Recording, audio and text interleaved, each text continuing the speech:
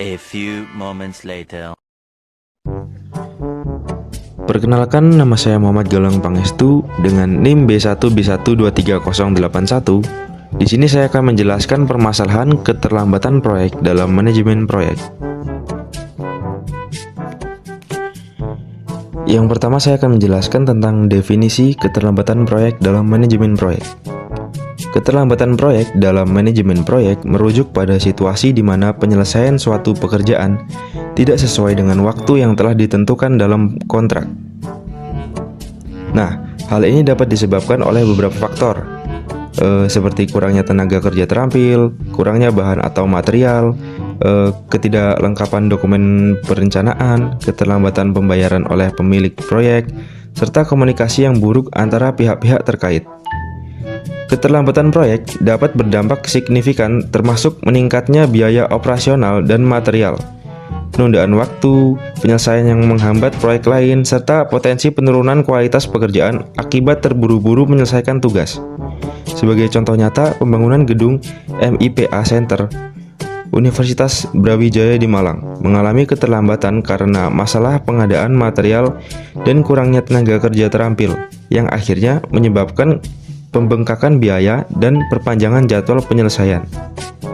Keterlambatan proyek adalah isu kompleks yang memerlukan perhatian serius untuk meminimalkan dampaknya terhadap keberhasilan proyek. Selanjutnya saya akan menjelaskan teori manajemen proyek. Yang pertama yaitu teori manajemen risiko. Keterlambatan proyek seringkali disebabkan oleh risiko yang tidak teridentifikasi atau tidak dikelola dengan baik.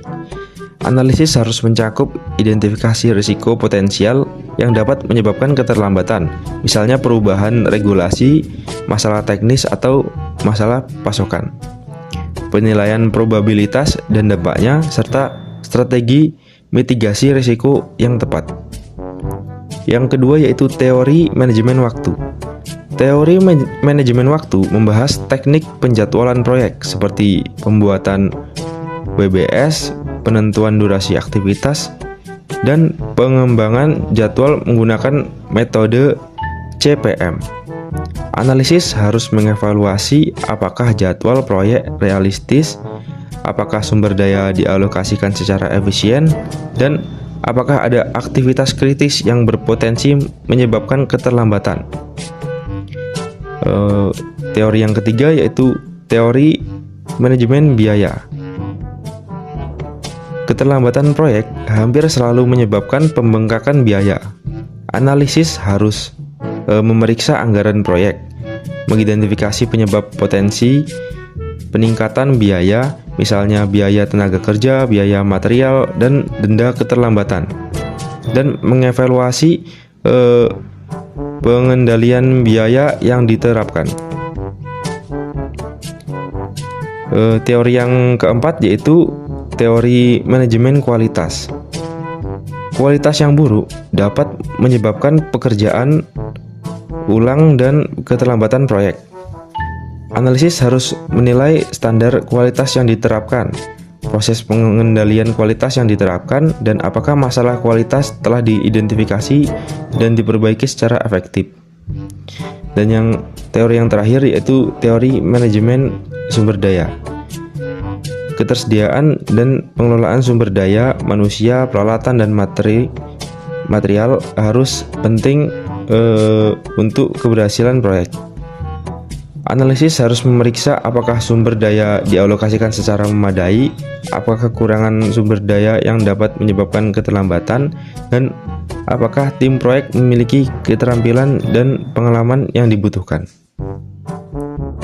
Selanjutnya saya akan menjelaskan pendapat pribadi saya.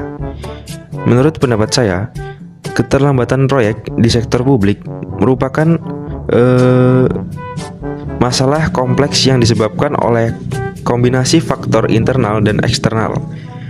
Faktor internal meliputi perencanaan yang tidak realistis, kurangnya koordinasi antar tim, dan manajemen risiko yang tidak efektif.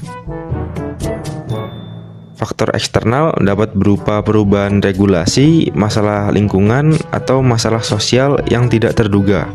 Selain itu, Kurangnya akuntabilitas dan transparansi dalam manajemen proyek juga dapat memperburuk masalah keterlambatan.